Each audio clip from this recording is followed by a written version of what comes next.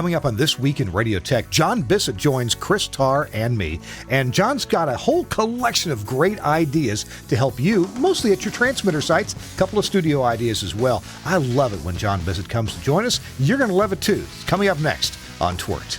This Week in Radio Tech is brought to you by Broadcasters General Store with outstanding service, savings, and support. Online at bgs.cc. By Broadcast Bionics with the Bionic Studio, including talk show control, social media, and visual radio. Broadcast Bionics brings exceptional audience engagement to radio and TV. By Angry Audio. Audio problems disappear when you get angry at angryaudio.com. By Nautel, worry-free transmission you can count on with outstanding control, reliability, efficiencies, and Nautel's unmatched 24/7 customer support. Online at nautel.com. And by Max Connect Wireless, prioritized high-speed internet service designed for transmitter sites and remote broadcasts. Hey, welcome into This Week in Radio Tech, the show where we talk about everything from the microphone, rather unusual one, to the light bulb at the top of the tower, a rather ordinary one there if you're into red lights. Hey, I'm Kirk Harnack, your host. It's our 705th episode of This Week in Radio Tech. I have been doing this longer than my son's been alive. We've been doing this for 15 years. He's 13. So, wow. How about that? And we look forward to bringing this to you every week or almost every week. We took a summer off years ago, and that was a mistake. So we're not taking any time off at all. I'm Kirk Harnack in the Telos Alliance studio here in Nashville, Tennessee, where it's a sweltering hot summer day, but absolutely gorgeous outside. That's my weather report. And coming to you from Mukwonago, Wisconsin, just outside of Milwaukee. Ladies and gentlemen, it's my friend and yours, the ever-effervescent Christopher Tarr. Hey, Chris, good to see you. Hey, what's going on, Kirk? Nice day today here. It's that's right. I'm effervescent. Look, 74 today. Starting to get some clouds in here. We've gotten a lot of rain. Of course, there's been a lot of rain everywhere, but it actually today was the first day where the humidity was down, and I went outside. I was like, oh, this is nice. So hopefully, we're in for a good stretch of nice weather here. But otherwise, back from a trip, lots of stuff going on. It's been nutty. So I'm glad to be able to take a few minutes out here with you and John today. Good. All right. And speaking of John, you said his name, and here he is, ladies and gentlemen. It's my colleague and everybody's friend. It's John Bisset. Hey, John, welcome in. Thank you. Thank you very much, Kirk, and good afternoon. It's good to have some time with you guys today. John, you're in a different spot than where I usually see you when you join us in company meetings. Are you at home or somewhere else? On the other side of my desk. Yeah. I got that light that you were talking about, and figured that it'll work out good. And there's some Telos gear behind me. I'm not all set up, but a little bit. Wait a minute. You've got a light, like one of those ring lights, like all the cute TikTok girls use? Is that what you got? Yeah, that's what you had me buy. So you can see me better. It's not helping, John. It's not helping. So Kirk is a cute TikTok girl, is what you're saying. There we go. That's right. Oh my gosh. You guys talking about heat. I was in California last week. It was over 100 degrees in Northern California all last week. Wow. Unbelievable. Wow. It's hot everywhere. We're having quite a summer. Yeah, indeed. We had a heck of a summer. I don't know, around 2007 or 8. It was here in Nashville. It was well over 100 degrees many days in a row, like on the order of 7 to 10 days in a row. It was in the 100 and teens, or at least 107, 108. And that wasn't the heat index. That was the temperature. Yeah. Hope we don't get that again. Hey, well, we're here to have This Week in Radio Tech, our show, where about 2 to 3 times a year we have John Bisset come on, and John, you're the columnist that writes this Workbench column in Radio World magazine, and tell me, for those who don't know or who for somehow miss your column, tell me what Workbench is all about. It's a really neat column, Kirk, and it's even though I write it, it's a bunch of great ideas from all of our engineering colleagues that are out there reading it. The Workbench column has been around over 30 years. I think we're in our 33rd year now, and it's one of the things that's really neat is if you don't subscribe to Radio World, you can get it on online, or you can get a printed copy. It is free. So head to radioworld.com and you'll see a little tab there that says subscribe. Fill in all the information. Hey, a little hint. Give your home address, because if it shows up to the radio station, someone else is going to grab it. So if you have it sent to your home, you'll be sure to get the paper. But we're in every issue. And Kirk, one of the things that's kind of neat about this, we were just talking before the show about projects and things. If you come up with an idea that we put in Workbench, the fact that you're published in a national magazine like Radio World, you get SBE credit for your recertification. So a really neat way to contribute to helping other engineers with neat ideas, but at the same time, get some credit for your recertification efforts. Wait a minute. So you mean if I send you a good idea, you'll mention my name, I can get recertification credit. It goes in Radio World where you mention my name. Paul McLean's fantastic publication, Radio World. I mean, there's fame and glory if I just give you an idea? That is right. And you have done that in the past, and you have gotten all that fame and glory. You just didn't know about it. Well, Chris, this sounds like a really good path to stardom, doesn't it? Oh, fame, glory, women, you name it. I mean, you got to fight them off after that. Especially with my tip that's coming up about sandpaper. You got to fight them off with sandpaper. There you go. Okay. Right. Nothing sexier than a guy with a pocket protector. That's right. And sandpaper. That's right. Hey, well, John Bisset is going to have a whole lot of good advice, and Chris Tarr is going to give us a couple of highlights from his recent 2,800-mile travel menagerie, in which he went and picked. I took a bunch of equipment from a radio station. I hope it got paid for. That's all I hope. With last thing we need here is somebody that's running from the law as a co-host on my podcast. Hey, our show is brought to you in part by Nautel, and we've been telling you about this for a couple of months, and it's absolutely valid. You need to check this thing out. Talk to your general manager, your station owner. Hey, maybe you're the station owner. Well, pay attention, because Nautel is offering this HD digital radio test drive. And what does that mean? Well, HD radio can be a little spendy to get into, and Nautel has worked with the people at Ubiquity to get the cost down. Now, it's not free, but maybe you need an upgrade anyway, and this will let you additionally try HD radio on your station. It's intended to break down the barriers that keep many broadcasters from trying HD radio. The HD transmission has the potential to create presence on the car dashboard. And that's more important now than ever, because there are so many choices on new car dashboards. It can help your station to stay competitive in this field of alternate media choices. It's based on Nautel's software-based AirChain technology. The HD radio test drive allows you, the broadcaster, to try HD radio transmission in your market for up to 6 months to try to get new listeners, share new content out there, and new revenue potential without needing to install and purchase $40,000 or $50,000 worth of HD gear. And think about your market. Maybe there's some unserved or underserved listeners. Maybe you've got a growing Hispanic population. Maybe you've got some other minority population that you want to provide some programming for. Maybe there's a big hole in your market for, hey, I don't know, and I'm just making fun here, but for polka music. Yeah, maybe your country competitor is not doing all that good a job, and you want to split their audience. Well, maybe you can do that with HD radio. It's an easy, minimal cost option to turn on HD radio. So you can test that new revenue generating opportunities. You can experiment with new formats, maybe an all comedy format. That's been done here and there. Different kinds of oldies and 80s. How about yacht rock? That makes Kirk Harnack really happy. That make my socks roll up and down if you do a yacht rock format. Tell me about it. You can see the impact on listener retention. You can counter competing alternate media. And here's what you need to get started. You lease or purchase a Nautel GV2 transmitter. That's an FM transmitter, the GV2. Or if you have a GV transmitter, you can upgrade the internals to a GV2. You need an Xperi main station or equivalent license, and you need a signed trial agreement with Nautel.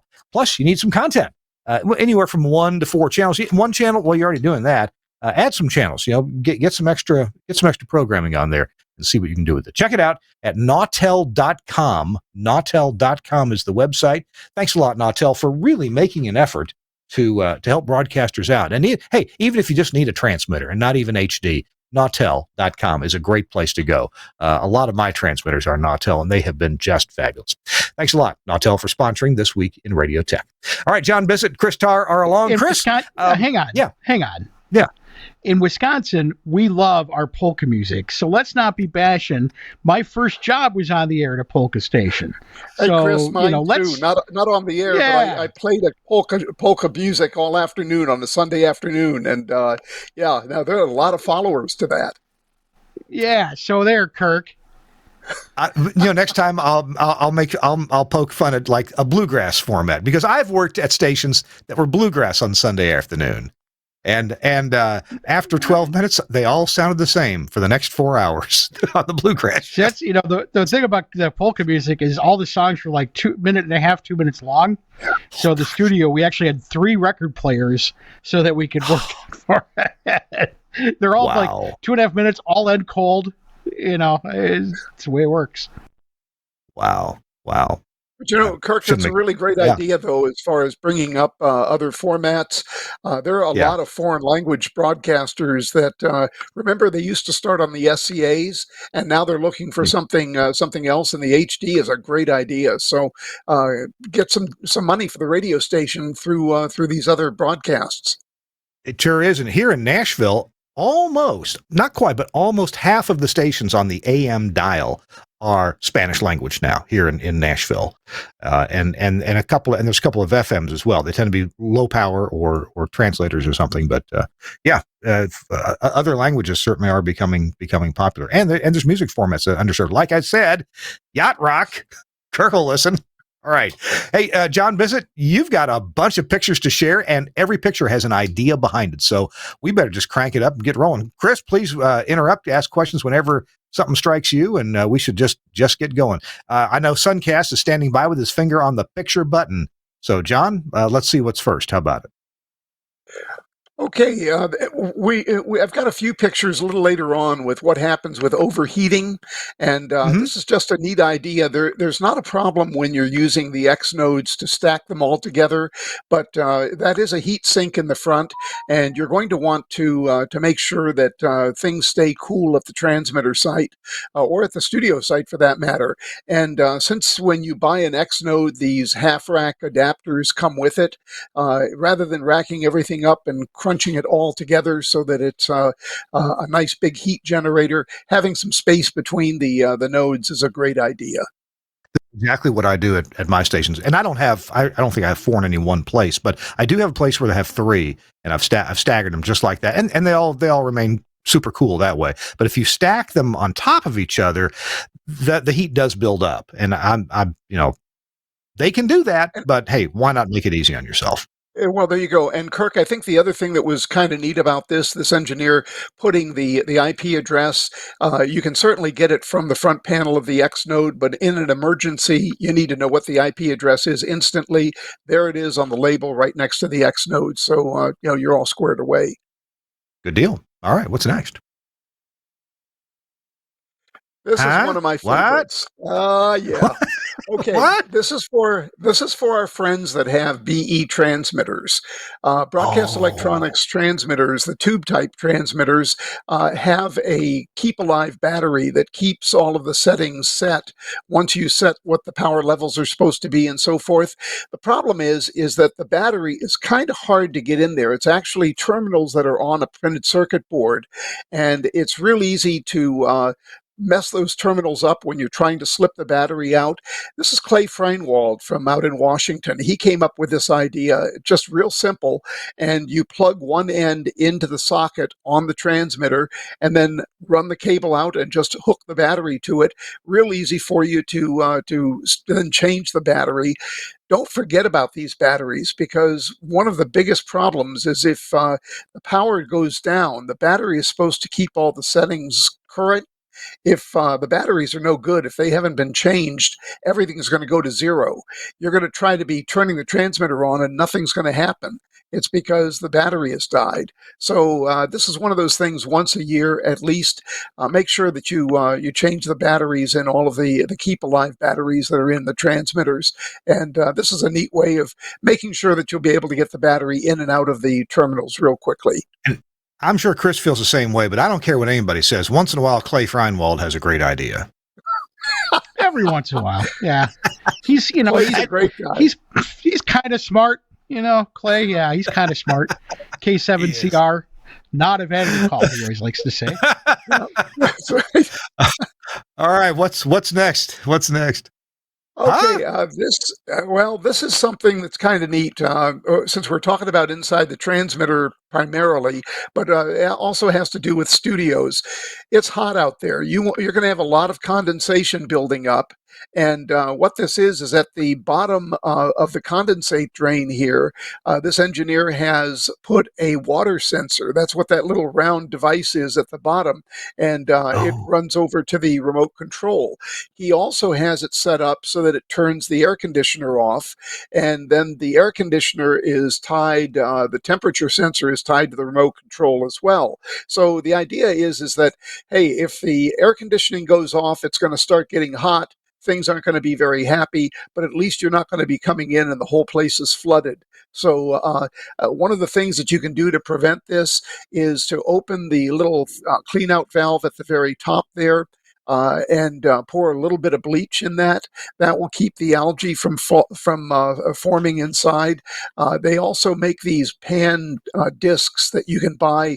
You go to the Home Depot or Lowe's, the big box stores.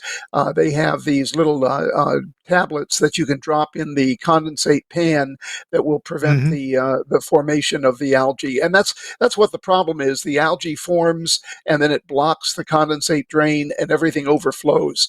And the problem is that at a lot of transmitter sites, these transmitters, the air conditioners are suspended above the transmitters. So that's one place that you don't want water flowing, out of the condensate pan down into the transmitter itself. Call a lot of problem. While the sensor is a good idea to let you know, but in a sense, you're being told too late that something's wrong, because then by then the air conditioner has shut off by what you said, with what's hooked up there. And thank you for the idea on the bleach and the tablets. I got that happening at my own house. I got two air conditioners with long condensate runs, and both of them will get clogged up from time to time. Silly me, the best I've been able to do is unhook them and literally blow and blow out whatever's in there. But it's the algae. I'm so glad you said that, and they're going to wash my mouth because whatever was on it, And so, but the thing, I wonder if it would make sense to tap off above the U-joint, but below the pan, and have that, and that would be like an overflow, and have that go to another pan or pot or another outlet. I don't know. To basically have two outlets. If one gets clogged, you got it going some other way. Kirk, that's a good idea, because that's the pan then that could have the water sensor if you're going to have that. Yes, so, that pan could have the water sensor. Gets water in it. So anyway, good. Chris, do you have this problem up there, and have you solved it somehow? It's the same thing where the sensor kicks off the AC unit. We had one that we actually had a blower, the blower actually hanging from the ceiling at a transmitter site. So the way it worked was there was a pan that caught the condensate, then went out a drain. So we had a sensor there too that, as soon as that that pan started to back up, it shut everything down and tripped an alarm. So, that seems to be the pretty common solution, is just have the alarm. Of course, any site that has air conditioning should also have, some sort of emergency exhaust fan or something that'll kick Yes. on to at least keep you limping along. Yeah. Good point. All right. What's next? Son? Oh, okay. We got a few. Well, there are a couple of them here, and I'm sorry, I don't think they're going to be in order, but we'll take a look at this, and then I'll explain them as we go along. This is a equipment rack, and those are LED lighting strips. This is yes. a Okay. rack that our friends at EMF put together, and what they do, since they've got these racks in small transmitter buildings and small shelters, there may not be a lot of light. You can see how bright that light is. And what it does is it gives, when the equipment is all screwed in place, it gives the engineer the ability to see what's going on inside there. I'm glad you point this out. So far, the several EMF or K-Love installations I've been to have done this exact same thing. They put those LED strips inside the equipment rack in the back, in that ledge, all where the door jamb is, and they just leave them on. At least ones I've seen, they just leave them on all the time. I mean, what's a draw? 4 watts? It's just it's crazy small. Yeah, if even that, you're right. Yeah. And this is I've been meaning to go get some LED strips. When my son was little, we had them, in his bedroom, it's cool. Sure. But that's a great idea. Great idea. Well, and Kirk, this picture is looking from the front of the equipment rack into the rack itself. So, as you said, it's lining around the outside of the rack, but it's on the inside of the back. So it's like you were holding a whole bunch of flashlights shining into the rack to see what equipment is there. It's a really neat idea. It is. It's fantastic. It works well. Let you see what you plug it into. All right, what's next here? There you go. Well, that's you can pretty. take these strips and go a little further.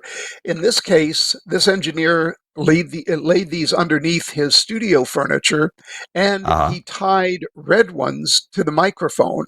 So it's normally this shade of blue. It's really pretty cool looking, but when the mic goes on, it changes to red.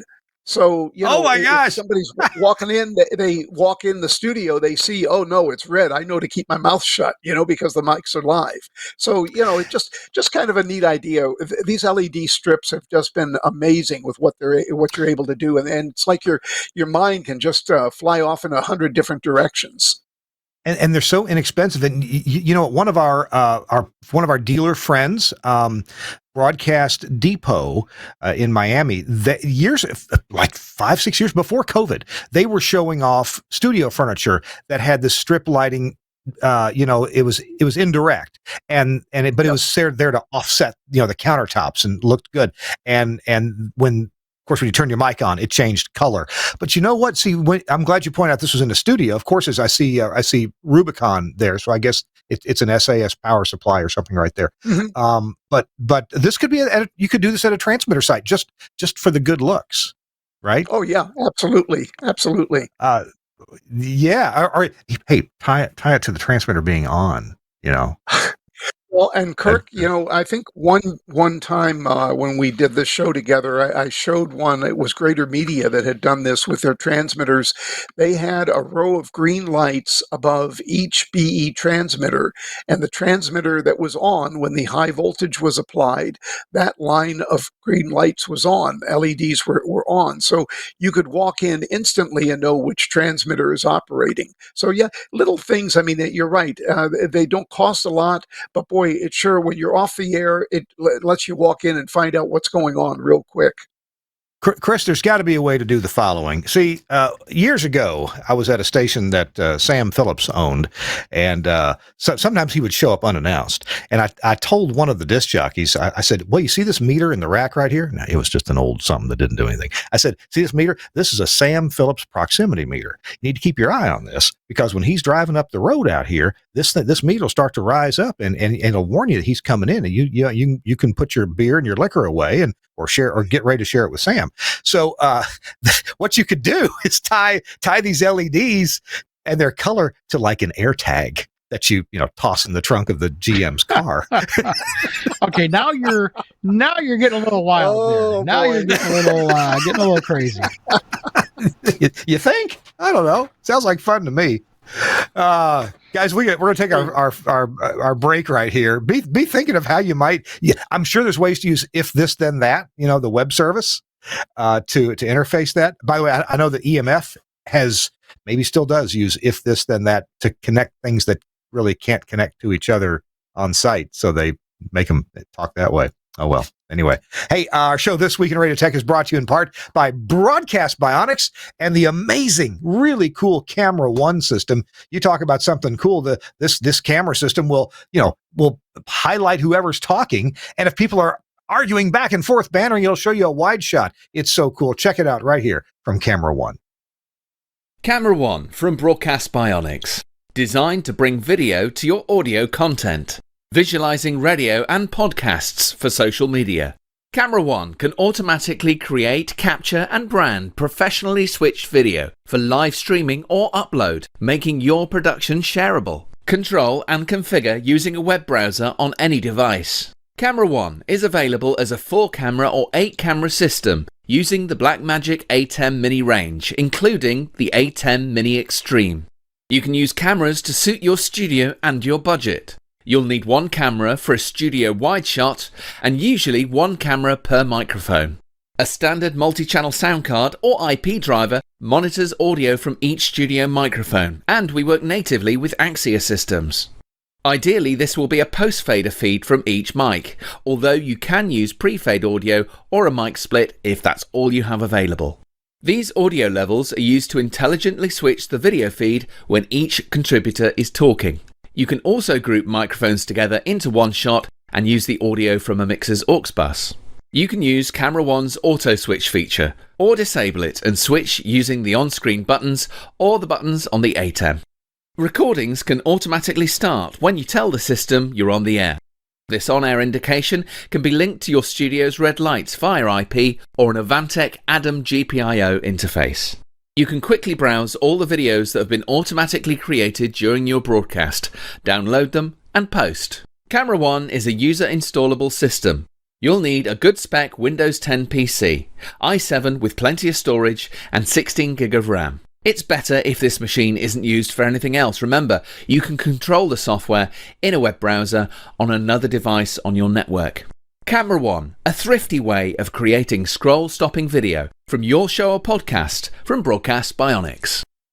These guys have so much cool stuff at Broadcast Bionics, including the virtual rack that virtualizes your broadcast infrastructure, different products from different manufacturers. It's like an app store for virtualized broadcast products. Check them out at bionics.co.uk or from any Broadcast Bionics dealer. Thanks a lot, Broadcast Bionics, for sponsoring This Week in Radio Tech. It's Kirk Harnack. Chris Tarr is here, and John Bisset is here. John, we got plenty more pictures to run through and ideas to talk about. So why don't we get right on with it? Oh, here we go. This is a close-up of the LEDs. Yes, indeed. I like that. We can go on to the next one. There we go. And I guess you can just use the adhesive backing that's on those LED strips just to stick them in there, right? Correct. Yes. Okay. We can go to the next one. Kirk, this is one, it's not the transmitter site, but I had to throw this in because this is a big mistake that we always forget about. Where do you locate the XLR? Well, you don't want to locate it so when you turn the mic as this is being turned, that boom is being turned, look what it's going to do. It's going to rip the cable right out of the connector. So keep that in mind when you're doing your studios. Align the mic arms where the talent's going to sit, and then decide where you're going to be putting the XLR connector. Yeah. Okay. All right. What's next here then? Oh, yeah. This is our that's how you little buy this strip of LED. It's just a little box, and it's a long strip inside of the LEDs. So so you pick that up and fly away with it. So I got I've bought a few of these that were. I don't know. I want to say too cute by half. in terms of how you control them. They had an app, on the servers in China, and you punch some buttons on that. You can make them any color. I'd like to get one that just has some local pins, right, for controlling on, off, and color. I wonder if anybody has a suggestion for a brand name or a model that would be, just locally controlled. Yeah, that would be good. And you think about it, that's something you could probably tie into one of the not a bot yet relay controllers. So you're not sitting there trying to solder little tiny pins together. So, or it's, I guess, look, this is just LEDs. They need some power, maybe some current limiting, or that may be built into the strip. But Chris, maybe you have some experience with these. But you don't actually have to use probably a controller that may come with a set of LEDs like this. You could just hook your own power supply or relays or transistor feeds, whatever you might need to power them. Sure. Yeah, I mean, the controller is just basically a relay, and it the strips are all kind of commodity strips, and the contacts go inside of the box. You can reverse engineer that pretty quickly. Yeah, good point. All right, what's next? This is one of my favorites. So it's a lazy Susan holding the automation computer monitor. And the idea here was, in the morning, they had a guy who had a board op, and the talent sat across from the board op. So he rotated the monitor around so that he could fire off events in the automation. When his shift is over and they went back to a combo operation with the operator and the talent being one and the same, they just rotate the thing around, and it was a neat idea. If people are looking at ways to save money, well, here's a way you're not buying a second automation computer for a 4-hour show in the morning. You just put it on one of these lazy Susans that runs maybe $5, $10, and just rotate it around to wherever it's going to be needed. That is a good idea. And these days, I guess I would have put 2 monitors and 2 keyboards or something like that in there. Sure. Keep that in mind. The lazy Susan idea can be useful, if not for this exact application. Certainly there may be others. I'd love to have a transmitter on a lazy Susan so I could spin it around and get to the back. Wouldn't that be nice? Yeah, especially when you've only got 2 feet behind the transmitter to get into it. Right? Yeah. Now we just need a coax connector that'll spin easily as well, under power. Okay. What's next? Oh, okay. There you go. That's another picture. It was just it moving in the other direction. Yeah. Yeah. This is a neat idea that we don't think about. So we put in new PCs and we don't remember when we put them in. And PCs can be shoved under cabinets or in racks or whatever, and they're forgotten about.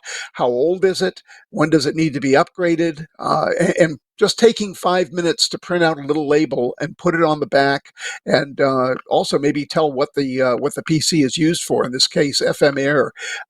It's just a neat idea, and I think Kirk, that's probably one of the biggest pluses in the Workbench column is ways to make your life simpler and make your job easier. And by going and labeling things like this, it takes 5-10 minutes to go through and label everything. UPS batteries are another one, knowing when they need to be changed. But you've got so much going on, you forget about what you need to remember. And having little reminders like this on the back of your computers or on the UPSs or whatever they may be, anywhere where something needs to be changed, just helps you become a more efficient engineer. Chris may have some more experience than I with the following, but some of my radio stations are literally a 7-hour drive away. And sure, we use FaceTime sometimes, to help a local person identify a piece of gear and, move the correct cable from one thing to another. But there's so many times when one of the biggest challenges is just getting them to find the piece of gear that I want them to find. Because to me, I know what it is, but they don't look at this stuff. And so we label things quite clearly. I got to hand it to my business partner, Larry Fuss. That guy labels everything really well. And so it you go to Larry Fuss's house in the guest bedroom, one switch says light, the other one says fan. And put brother labels right there on the light switch, and so and on the outlet, switched, unswitched, right? He'll label that too. He'll label which little wall wart goes with what device. This one's for the brother printer. This one's for this or that device. So it can be difficult to talk somebody, especially the transmitter side. Okay, Jim, I need to go to the transmitter side. I need you to find the MikroTik router. What's that? And Chris, do you have some advice along those lines? Because you deal with people that have to go do stuff. Oh yeah, well, there's a couple things. First of all, is give the racks numbers, so you're able to say, okay, rack number 3.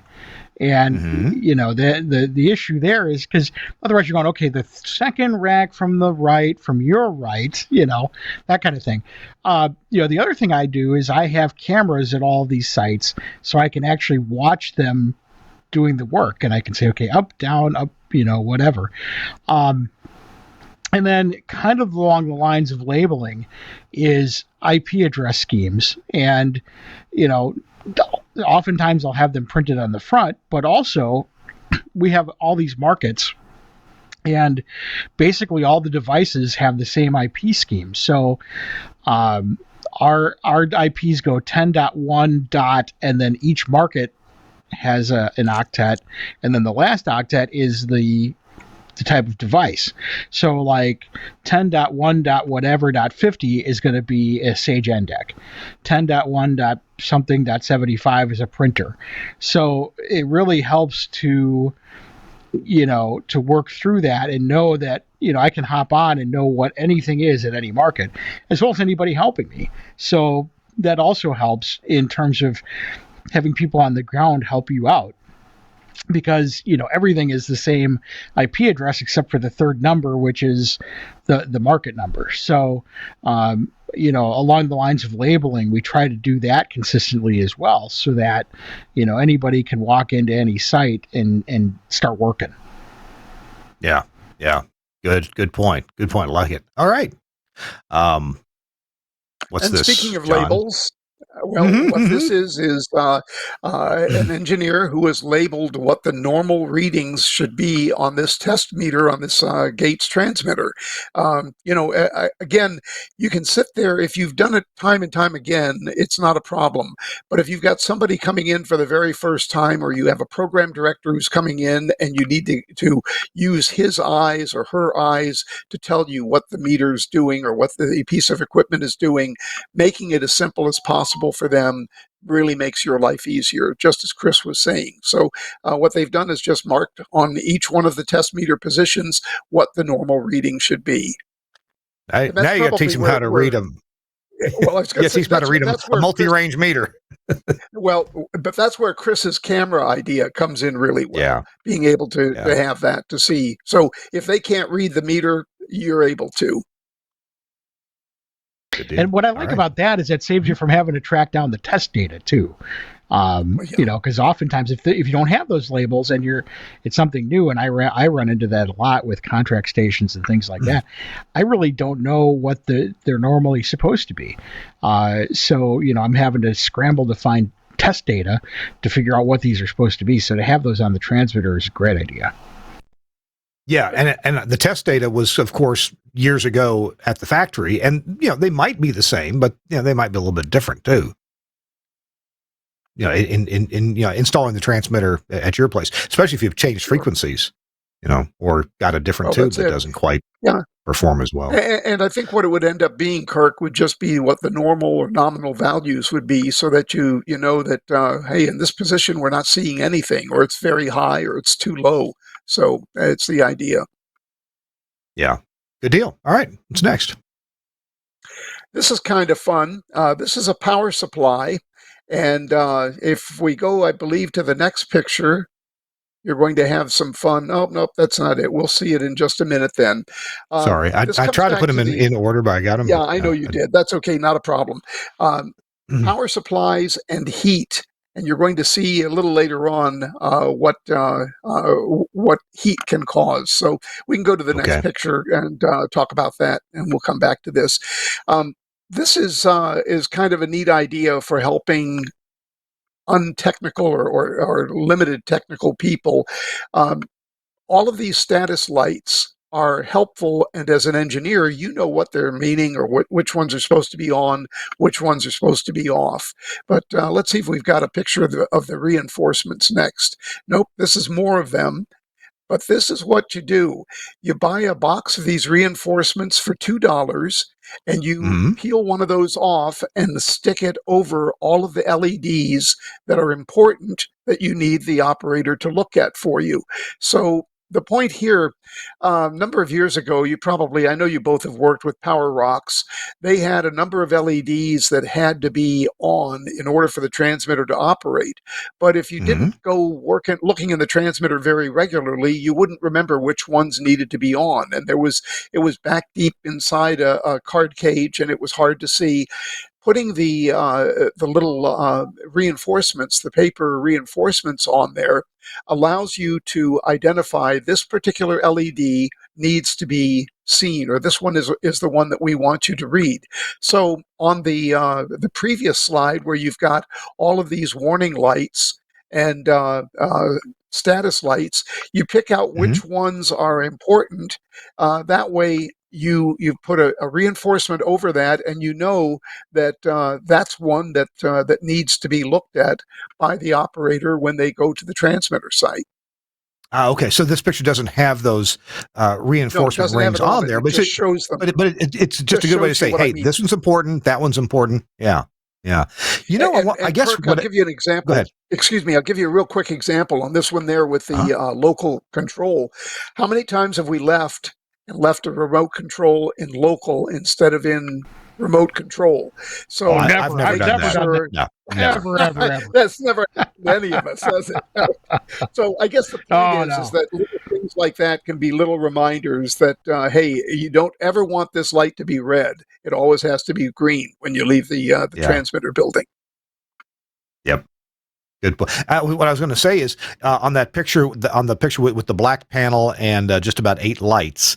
If Suncast Mhm. wants to pop that one back up again, you could take a picture of it operating normally, and if there's room on the front of the transmitter, and I think there may be on that transmitter, print that picture and stick it right above there. This is what it should look like. If it's different, I need to know about it. Great idea. So that.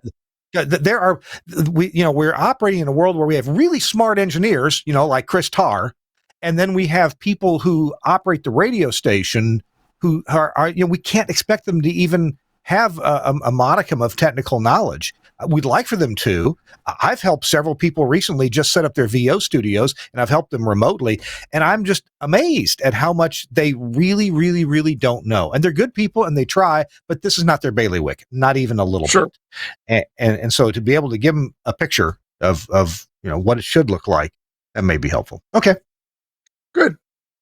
All right. What's next there, Mr. Suncast? Oh, what? This is my favorite.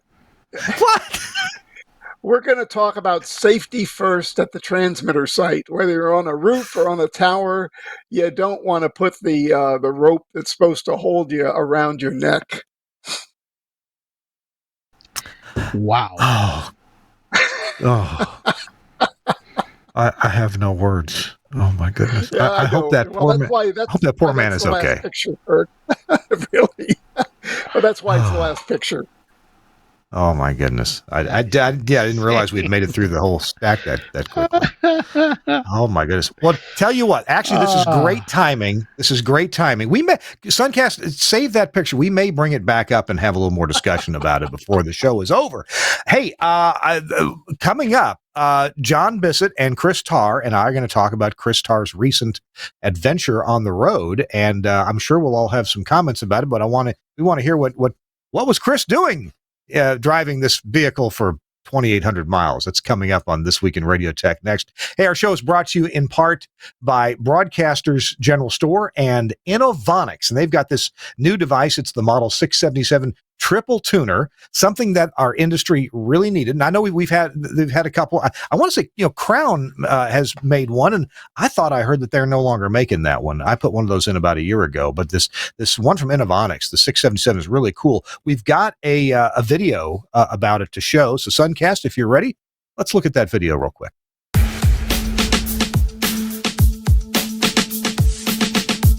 The 677 Triple Tuner is a monitor receiver in a compact half-rack package. It has 3 built-in SDR-based frequency agile tuners, each one programmable for AM, FM, or weather band reception. Each receiver has a balanced monaural XLR output to provide audio to an EAS monitor or off-air monitor throughout the broadcast facility. It has self-logging alarms that constantly check for audio loss, low signal, RDSPI mismatch, and EAS alert tones. Online alarm notifications alert personnel with email or SMS messages. The dynamic web interface provides control and monitoring remotely via any web-enabled device. In addition, the 677 has remote listening available via a web stream. It allows up to 10 simultaneous stream listeners, and SNMP is fully supported. Of course, the most important feature for any radio receiver is its reception quality. The 677 handles this like a pro by incorporating a modern SDR-based design for excellent signal-to-noise ratios and rejection even in the most challenging conditions. The 677 is simple to set up with front panel OLED menu and jog wheel, giving you access to 3 selectable tuners. In addition, a built-in web server provides expanded remote setup, operation control, and remote audio monitoring via internet stream. On the front of the 677, there's an LED bar meter to indicate audio output levels, a headphone jack, and LED alarm indicators for each receiver. There's a large OLED display and jog wheel with intuitive menus for easy setup of the 3 receivers and editing over all programming parameters. That is so cool. The Model 677 from Innovonics, and I love the thing with the SNMP. Chris Tarr is loving it, and with the remote streaming, you can hear the quality of your EAS assignments to make sure that they're okay, that nothing's gone wrong, the antenna hadn't blown off the roof or something like that. And then you've got the outputs to go feed your EAS box, your EAS monitor decoder box. Check it out, and of course, when you check it out, you can buy it and get a really good deal on it from Broadcasters General Store. In fact, I think with our new stations in Hawaii, we're picking up one of these boxes, the 677 from BGS. The website, bgs.cc, bgs.cc, and just a bunch of people standing by, ready by the phones to help you out, to get you a good, quick quote with sharp pencils. And they can even tell you a lot about the shipping. When's it going to arrive? Because they are in daily touch with most manufacturers about shipping times. So check it out. Thanks a lot to Broadcasters General Store and Innovonics for sponsoring This Week in Radio Tech. All right, gentlemen, we've got some time. We were hoping we would, and we do, to talk about Chris's trip. Chris, you want to kind of set it up here and give us a little outline of what the mission was?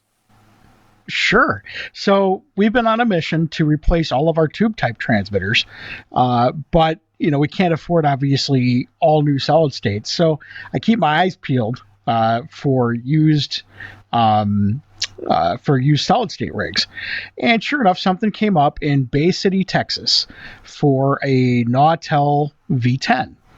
So, we inquired about it, and it turns out that this gentleman, really interesting guy, is from New Zealand, and he bought these 3 stations in Bay City. It turns out, he said, well, you know what? I have a bunch of gear either that, we've taken out from other stations, or that I've bought with the idea originally when I bought these stations of putting this stuff in, and never did. So he rattled off what he had, and he's like, well, I'll tell you what we have, and we'll come up with a price, and we'll go from there. So it turns out he had 2 V10 transmitters, a V5 transmitter, several Mosley Starlinks, a couple of audio processors, a couple of consoles, and some other random stuff. And so, it wasn't cheap. We spent a lot of money for this gear, but then, okay, how do we get it home? So that's where the fun came in. We talked about it, and a lot of times, when they're far away, I tend to just have them packed and shipped with a less than load shipper, a truck and that sort of thing. But there was a lot of stuff here, and some of it was, odd shaped, or with consoles and things like that. And we determined it would be cheaper to do it ourselves. So I looked at it as kind of a little vacation. So what I did is I rented a car to drive down, and took 2 days. It was supposed to be about an 18-hour drive if I did it straight. And I'm not as young as I used to be, so I didn't really want to do that. So I rented a car, drove down halfway, spent the night in Jonesboro, then finished the second leg down in Bay City, spent a night or 2 nights there, and then did the reverse in a U-Haul truck. Now, the situation down there is they had just gotten hit by a Hurricane Beryl.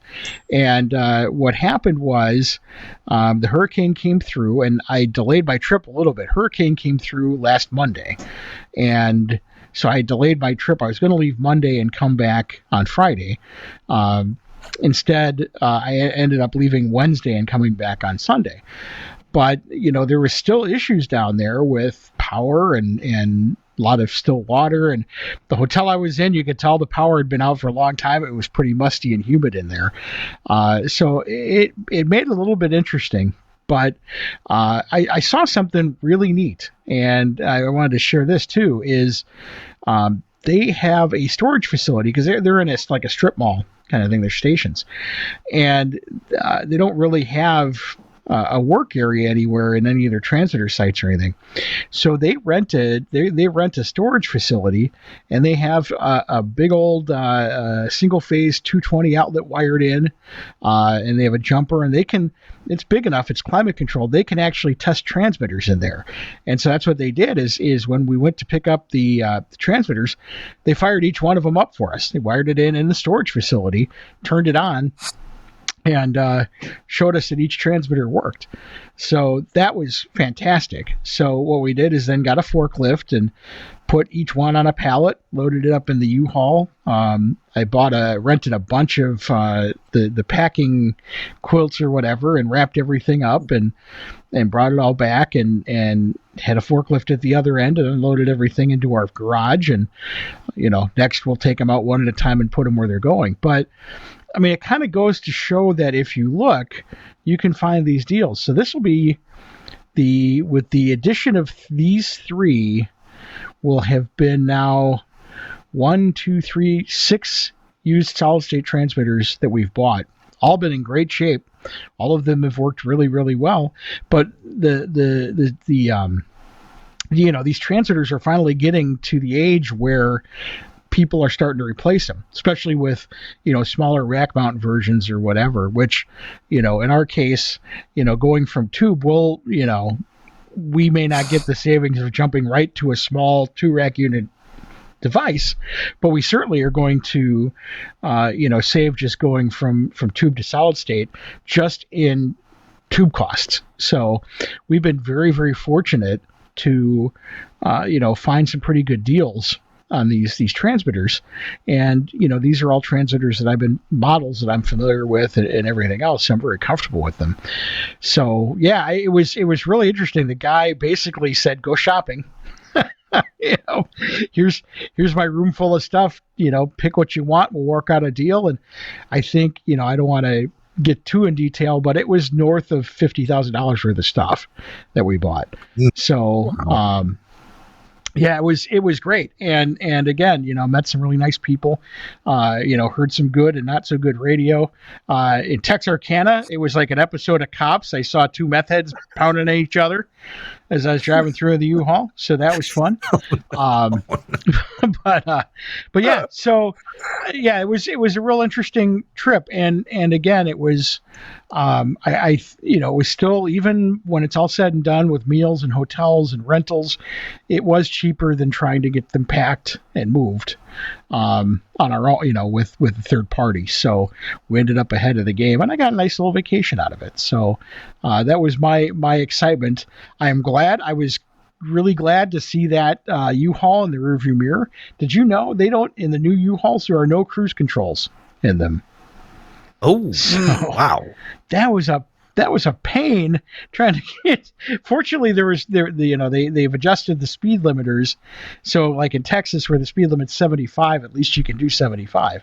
But boy, did your foot get tired after a while of holding that pedal down. I'll tell you what. it was Hey, Chris, crazy. Wow. Was Yeah. there any particular procedure that you went through in moving the transmitters, removing things before you loaded them up? Like when we do tube Sure. transmitters, you pull out the caps and the tubes and stuff like that. But Right. with these solid state units, I think our viewers might want to know about that. Sure. The answer is a solid. It depends. With BEs, I moved a 10C.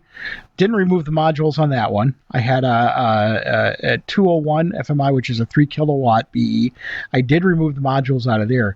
With the V10s and the V5, I left them in, and it makes them very heavy. I mean, they're 900 pounds with the modules in them. But with Nautel, once you kind of balance the bias on everything, you really don't want to mix those up. So I felt it was probably a better deal to leave them in. And the connectors on the Nautels are pretty solid. So you don't have to worry about that. Same with the power supplies. All that stuff screws in. And it's very they're very sturdy. So generally I leave, we'll take the exciters out, but generally the modules stay in. Okay. Good question. Chris, you said on your trip you heard good radio and bad. You want anything particularly good? Where a market where everybody had RDS on, the HDs were working, it wasn't goofy. Did you find any good markets like that? Obviously, Houston was good. I had to drive through Houston. Yeah. Shreveport was pretty good. There were a couple of local highlights, where the station sounded really good. It was, of course, like any radio guy, I drive through and I see towers on the sides of the roads, and I kind of make mental notes and go back and look to see what stations they were and that sort of thing. But it was just interesting to hear how radio is done in other places, and how RDS is handled and those sorts of things. So it's always just interesting to see how other people do it. I got in fact, I think he posted it on Facebook. I got a picture from Larry Fuss today. He's in Maui, and he took a picture of one of the competing radio stations to the ones that we just bought. And the RDS display on there said RDS. I had on the rental car. I had one that went crazy and in Avonics that I needed to reboot, and I wasn't there. It was showing KRDS for the call sign. Oh my gosh! Wow. So, when it seems to me very valuable, Chris, that you went there in person, even though you thought about, because you got to go shopping. You got to have that last look at stuff and see, is there anything else that might be valuable to your employer. Not only that, but this storage facility that they had a dummy load and power. So the engineer down there turned on every transmitter for me so I could see them work. So that too was fantastic. And these are very nice. I mean, these things were in excellent condition, but he was able to fire them up and run them at full power so I could see them work. And, again, I know these transmitters really well, so I could see all the readings and check, all the different things. So that alone was worth the trip. I wouldn't have been able to do that had we had it shipped. So that was worth it just for that. Wow. And so obviously you're going to be putting this gear to use. Did you buy anything just because it was a good deal and you were there, or you got a place for everything that you bought? Some of the stuff we bought because it was a great deal, and we'll find places for them. I mean, we're, as my coworker Dave likes to say, we have an embarrassment of riches sometimes. We have, we'll basically filter it down. We are going to have sometime this year, hopefully.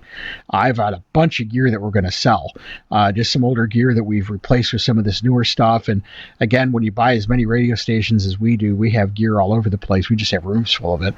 So, basically what we did is we looked at some of the stuff and went, okay, they'll do, there's newer things that we can replace older things with that I saw them having, I saw sitting there. And I went, okay, let's get that because that'll replace this. And Dave was actually down there with me writing the check. And, that's the thing we, that's the thing we both did is we kind of discussed it and went, okay, what, is this something that's worthwhile? And, he has a couple of things that he really likes to have, he's a big fan of, like Symmetrix 528Es. We don't really use them, but he likes them. So, we picked up one of those at a great deal. So, but there was a lot of stuff, and it actually helped the guy a lot. It's a small group of stations, and he was, obviously, revenue's low everywhere. So it was he, basically the way he put it is, I was going to list all this stuff, but if you want to make a big deal, and write me a big check, that's great, and we'll save you some money, and we were able to help him out with a little infusion of some funds too. So everybody won in this deal. It was pretty good. I want to hear more about this. Maybe one day we'll weave in some pictures from your adventure and what you've been doing lately. Hey, it's This Week in Radio Tech with Kirk Harnack. Chris Tarr and John Bisset is our guest. We're going to give John the last word in our tip of the week in just a few minutes. Right now, though, Chris, going to give you a quick breather, but going to expect to hear from you in a minute about angry audio. Right now, I want to remind you about my favorite way to connect, and that's Max Connect Wireless. Max Connect, these work great. These 4G LTE modems where you get prioritized high-speed internet data in places where you might not expect an LTE modem to work very well. These have saved my cookies several times, and some people use them all the time at transmitter sites.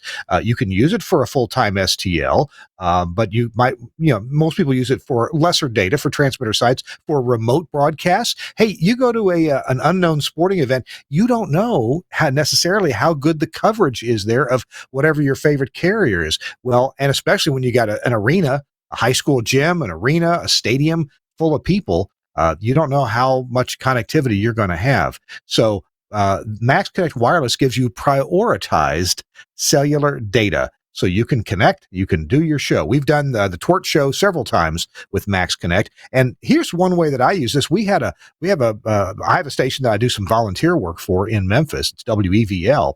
And they had to go to an IP-based STL. They didn't have a choice. We went to an IP base. We went to the micro MPX using Omnia MPX nodes.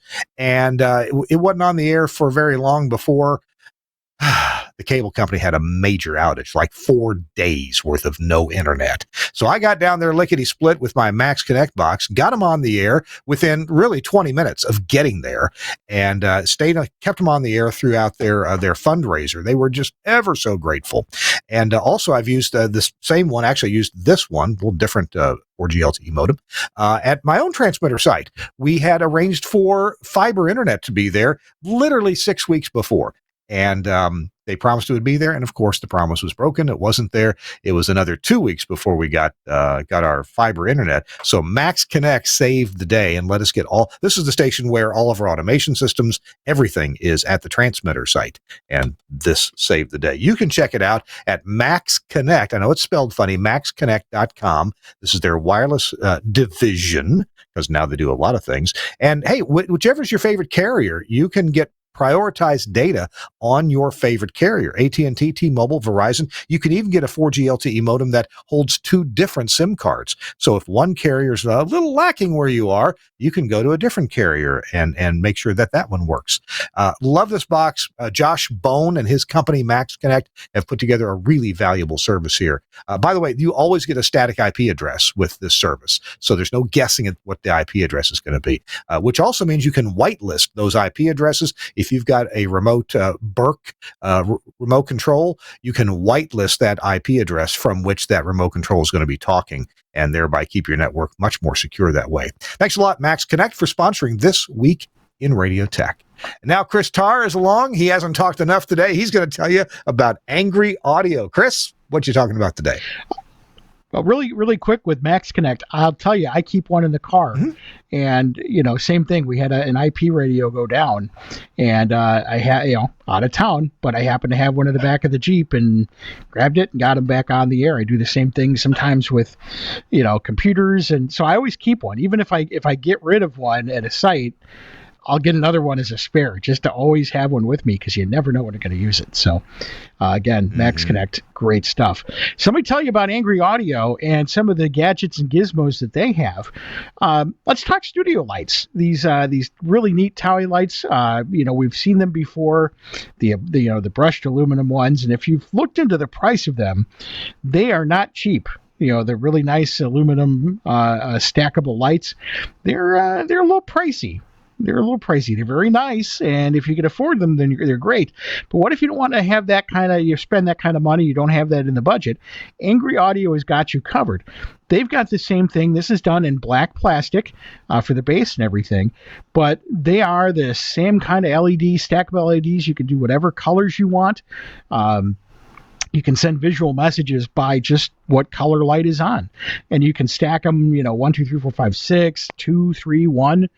You buy the base and then whatever colors you want to stack onto that. Now you're asking, how do you wire those up? Now, it used to be, if you bought the aluminum ones, you had to buy some sort of like the super relay or something like that in order to fire these up in the colors that you want. Angry Audio, they solve problems. They've got the Signal Light Gadget. And what the Signal Light Gadget does is that controls the lights. And you can tie it into your automation system or to your audio over IP console. You can set it to auto, on, off. And the auto mode takes a closure and turns on the light. And you can see on the with this device, they have the different colors separated out, and then they've got the relays on the back that you can wire into your console or your phone system, whatever you want for a tally, and you can control each one of these lights. A really, really simple, clean, and easy way to get these light bars running instead of using, again, the super relay and trying to hand wire all this stuff, which can be done if, you got a lot of time on your hands. And if you're like me, you don't. And that's where these come in. So just two of the many, many solutions you're going to find online with the gadgets, gizmos of Angry Audio. Of course, they've got the Rave console. They've got the audio processors. They have the C6S software now. So all kinds of fun stuff. Check them out online, angryaudio.com. You can pick up their stuff from your favorite broadcast retailer and get the problems solved. All these little problems, they disappear when you get angry at angryaudio.com. Thanks, Chris.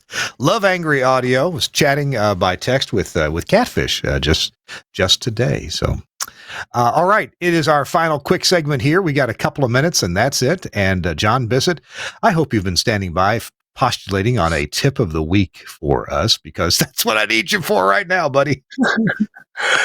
I've got one for you, Kirk, but it's going to be going to kind of throw you a curve.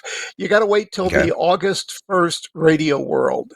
Look in Workbench. Oh, there is if you have a Sage EAS box, there is a suggestion from Kirk's business partner, Larry Fuss, that is one of the neatest, most usable tips I think we've ever printed, and that's all I'm going to tell you about. So you're going to have to wait for that Radio World to show up or get on. I got a preview of that. You're right. It's going to be great. Isn't that neat? Talk about saving time, very cool. Saving money. I'll without giving it away at all, I will preview that it's really nice when manufacturers listen to their customers' suggestions and say, you know what, I think we can make that happen. So, absolutely. Yep. Absolutely. Oh yeah, well, look for that to come out. Chris, you got anything for us real quick? No.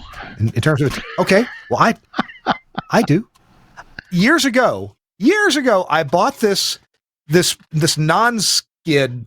It's what do you call adhesive on the back? You peel adhesive peel off, and it's this sandpapery non-skid like you'd put on your skateboard. If I was a skateboarder, I could cut this out and lay it on my big old skateboard. I'm not a skateboarder. You could use this as non-slip, like on flooring, on stairs. But you can also you can see I've just cut out little chunks of it here and there to put on different things that I just want to have a better grip on. Life not being one of them. Wouldn't it be great if there was non-slip for life? Get a better grip on life. But no, I like it. I love this phone case right here. It's sexy and it's masculine. It's leather or leather-like. It's very nice, but it's a little slippery. And so I don't know if I can see this or not, but I put some non-slip on the edge of it right there. I could have done a neater job, but yeah. And so now when I grab it, it's more sure in my hand. You might have some tools that would be, it'd be good if you had some non-slip on the side, on the edge of the tool. Anything you need to grab and grasp, and there you go. That's my tip of the week. Any comment from the peanut gallery? Very nice. Very nice. No, it's a great idea. Be sure you Can I use put it alcohol. on my sanity? My sanity is starting to slip. No? No? No. No. They should put that on the little horses out in front of the Kroger store that you put a quarter in and the horsey moves. They should put some grippy on that, so the kid doesn't fall off. So you fall off. Although, to launch them is pretty funny, but, I suppose we don't want to do that. Oh, Chris, thank you very much for giving us your tales of your adventure. It's good to hear. Well, glad you're back safely. John Bisset, thank you for, you save up all this good stuff. It's almost like we got a best of Workbench. Oh, John, we just got a minute left. Tell our listeners and viewers, if they have a tip or an idea to pass on to you, they're going to get some credit for it. They can actually get some SBE credit for it. How do they get in touch with you to turn that in? Absolutely. Real quick email, very simple. JOHN, the letter P as in Paul, BISSET. So John P. Bisset at gmail.com. Send those to me, and we'll see about getting them in Workbench. And Kirk, let me tell you, folks, nothing is too simple. I get so many guys that will say, oh, everybody knows that. No, they don't. You may know it because you've known it for 20 years, but just think about all the new folks that have come onto the scene now that need to learn these tips. So if you've got an old tip that has worked out well for you, send it to me. Let me be the judge whether or not we print it. We probably will print it because there's a lot of knowledge out there. People need to know this stuff, and you're the ones that are helping to spread it. So thank you very much for your contributions over the years. And not only thank you, John Bisset, but I want to thank Paul McLean for keeping you going as a columnist in Radio World. I think it takes everybody working together. The people that contribute to you editing them and writing them out and getting them into good readable form, and then Paul McLean to publish those. So thanks a lot to everybody involved. All right, we got to say goodbye, and thanks. Really good. He does. Back when I used to. Go ahead. No, I was just going to say, Paul makes the column look great, and we do appreciate that. Yeah, he does. All right, folks, we got to go. We'll see you. Big thanks to Suncast for getting all our pictures on board, and we will see you next week on This Week in Radio Tech. Bye-bye.